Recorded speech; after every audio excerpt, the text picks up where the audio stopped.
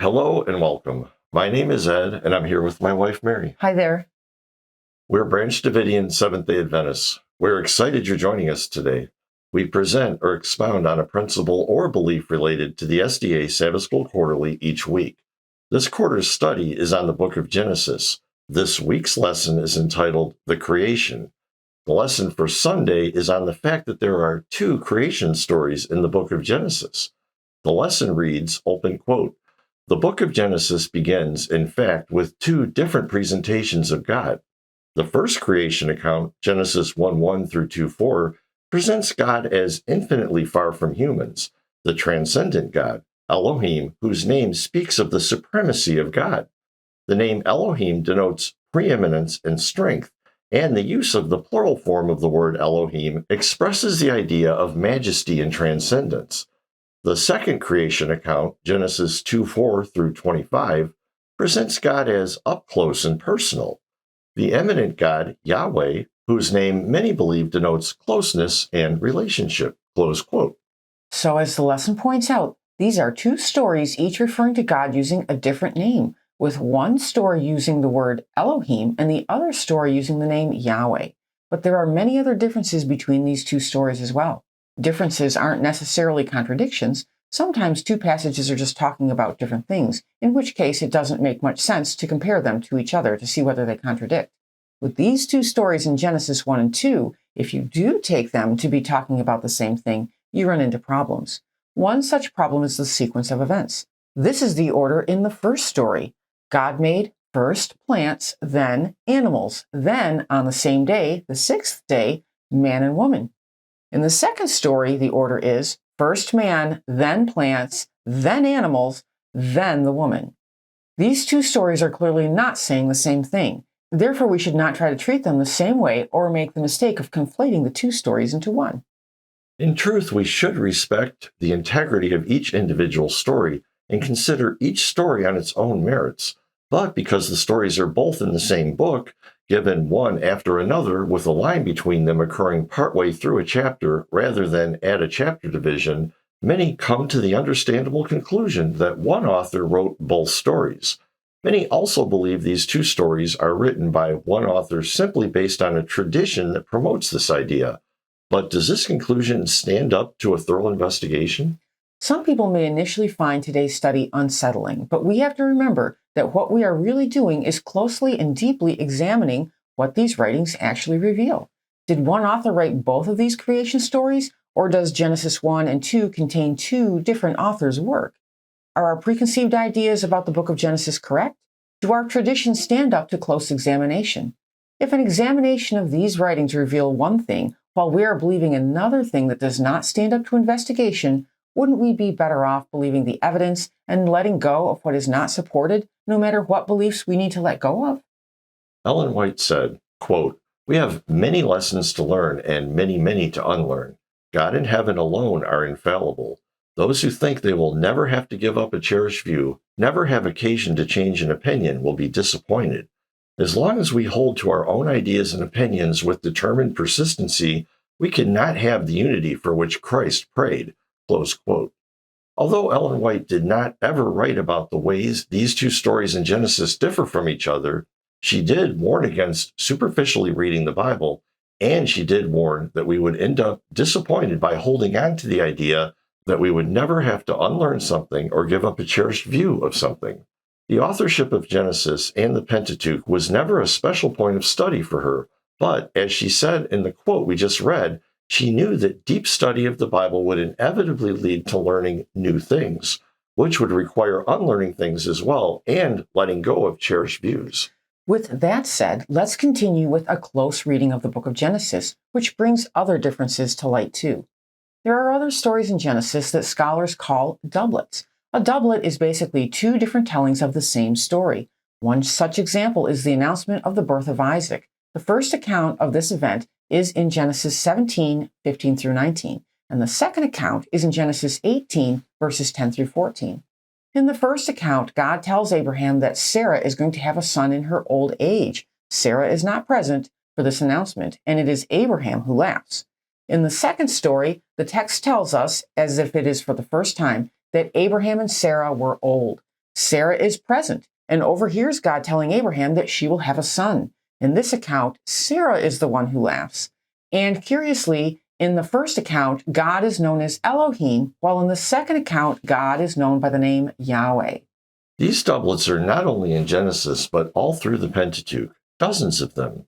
Within Genesis, the doublets tend to follow a pattern where in one version of the story, God's people know and use his name Yahweh.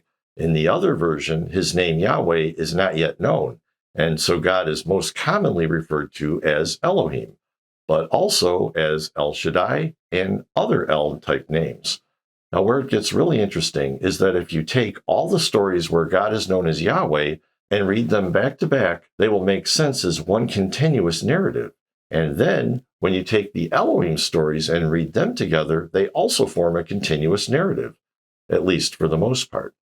It's a bit more complicated than that, as we'll explain in a minute, but first we need to ask, what is the best way to understand these strange features of the text?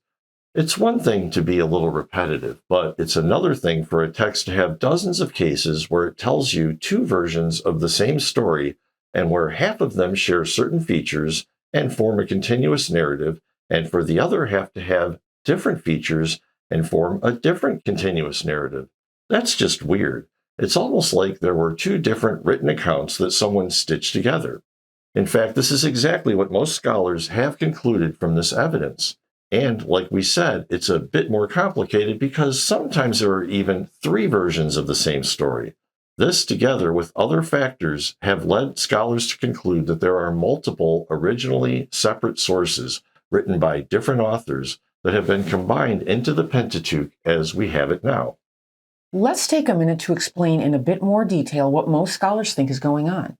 Most scholars today have concluded that the Pentateuch has been compiled from four main literary sources, with most of Genesis through Numbers being an interwoven combination of three sources, while Deuteronomy is mostly from a separate fourth source. This theory is called the documentary hypothesis. We will briefly go over the names scholars use to identify these sources and some characteristics about them that make them different from the other sources. The four major sources are identified by the letters J, E, P, and D. The J source is the source that gives us the second creation story we just discussed, and it is the source that has the name Yahweh known to humanity from the beginning of time. It is called the J source because in German, the country where this hypothesis was first posited, the Tetragrammaton is spelled with a J, hence J source. The E source, scholars noted, used the name Elohim for God until the name Yahweh was revealed to humanity at the time of Moses. Hence, it is called the E source. The P source, or priestly source, from which we get the first creation story we discussed, also uses the name Elohim for God until the time of Moses and is written from an Aaronic priestly viewpoint. And lastly, we have the D source, the Deuteronomist source, mainly written from a Levitical priestly viewpoint. Scholars believe, with good reason stemming from an overwhelming convergence of evidence, that redactors or editors combined these different authors' work, or source texts, into one whole. The redactors also clearly made editorial additions to the narrative where necessary in order to combine the different stories together. So now let's skim over some of the other evidence for there being four main sources comprising the Pentateuch. Links to deeper studies on this will be provided in the description and end screen.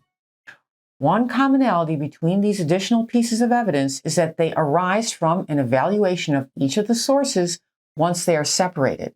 It's kind of like this. Step 1 was to notice doublets and even triplets. Step 2 was to distinguish different sets of stories by certain characteristics, like how one set of stories has the name Yahweh known from the beginning of time, while the others don't.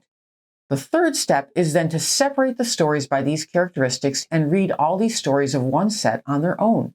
When you do this, you can't help but notice that each set is its own continuous narrative. These steps alone are enough to suggest that the Pentateuch is a combination of multiple originally separate literary works. But here's the thing. If this is true, you might expect that when you start to study each source on its own, you might notice additional differences between the sources that you probably wouldn't have noticed until you separated them. And this is exactly what scholars have found. One of the most profound discoveries is that the different sources were written in different periods of the development of the Hebrew language. Just like the English language has developed over time, the Hebrew language has also, and the dates for the different stages of the Hebrew language can be established by archaeological and textual evidence. Consider how the English language has changed over the centuries, like how much it has changed from the writing of the 1611 King James Bible to today. Canst thou tell, peradventure, when thy Bible version was written? Yes? Well, Hebrew language scholars can tell when various sources in the Pentateuch were written too. And as it turns out, the different sources come from different periods, some with hundreds of years between them. Another factor that adds credence to this idea are the terminology differences between sources. For example, the phrase, "in that very day," occurs 11 times in the Pentateuch, 10 of which are in the P source. The other occurrence of this phrase is in a part that was written by the redactor. The phrase, "the place where Yahweh sets his name," occurs only in Deuteronomy and never in the other sources. The phrase, "be fruitful and multiply," occurs 12 times, all in P. There are many more examples of phraseology differences. Another factor is the different names applied by the different sources to the same person or places. For example, the name of the mountain upon which Moses received the commandments. The J and P sources call this mountain Sinai, but the E and D sources, this mountain is always named Mount Horeb. And what was Moses' father-in-law's name? In the E source, it is Jethro. In the J source, it is Reuel. There are also examples of content that is consistent in one source but is absent from other sources. One example is the Urim and Thummim, which is present in the P source but is not found in the other sources. As we already mentioned, when the sources are separated from one another, the stories read as a flowing, sensible narrative. With the names of places and people, even the idea of when the name Yahweh was revealed to humanity, consistent throughout the story. Scholars have also noted that each of the 4 different major sources relate to different circumstances in history. One source, the E source, is written from the perspective of the northern tribes before the fall of Israel and concerns itself with issues germane to that time and people, while another source is written from the perspective of the southern tribes of Judah, called the J source, also before the fall of Israel. Deuteronomy, the D source, is much later, connected to the period of the reign of Josiah, and yet another source, the P source, is concerned with issues from the period after the fall of the kingdom of Israel. This leads to the big, obvious question. Who are these authors? Didn't Moses write the Pentateuch? Well, it's worth asking why we should think Moses wrote the Pentateuch in the first place. It never claims to be written by Moses, and there is no actual evidence that he wrote it. The only thing this claim seems to have going for it is tradition. But going much further on this point is beyond the scope of this study. For more on the question of Mosaic authorship of the Pentateuch, see our study, The Mosaic Torah by Trent Wilde, linked in the description.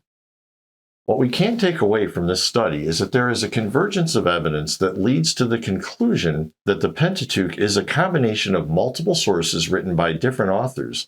These authors were writing at different times in history in different places and for different purposes. Again, to say that one author wrote the Pentateuch is to say something that the Pentateuch itself does not say or support. Thanks to those who have carefully studied the Pentateuch and discovered these facts, we actually now have a greater opportunity to learn about what the truth of the history of God's people is, because now we have multiple sources where formerly we had but one, and having multiple sources is certainly historically useful. And the more we know about the history of God's people, the more we can know about God himself.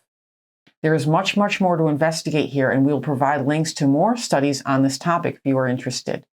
Thank you for staying with us to the end. We invite you to visit our website, www.bdsda.com, to learn more about who we are and, just as important, who we are not. Please join us each week as we will continue to offer new and interesting insights for your Sabbath School studies. And don't forget to check out our podcast linked in the description. God bless. Many blessings.